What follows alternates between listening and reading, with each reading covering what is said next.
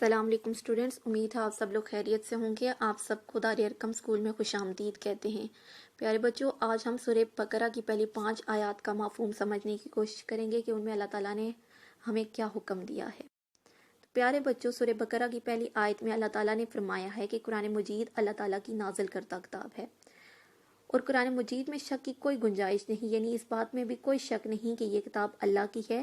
اس میں بھی کوئی شک نہیں کہ اللہ نے اس کی حفاظت کی ذمہ داری خود لی ہے، اور اس میں بھی کوئی شک نہیں کہ اس کے اندر کوئی غلط بات موجود ہے۔ پیارے بچوں، یہ کتاب ان پرہیزگاروں کے لیے ہدایت ہے جو ہدایت حاصل کرنا چاہتے ہیں۔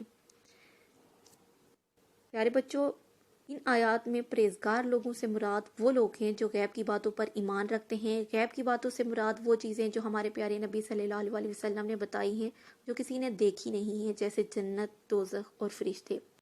پیارے بچوں، ان آیات میں یہ بھی فرمایا گیا ہے کہ پرہیزگار لوگ نماز باقاعدگی سے ادا کرتے ہیں اور اللہ کے راہ میں خرچ کرتے ہیں، اور ان آیات میں یہ بھی فرمایا گیا ہے کہ پرہیزگار لوگ اللہ کی نازل کردہ کتابوں یعنی تورات، زبور، انجیل، قرآن مجید، ان سب کو سچا مانتے ہیں۔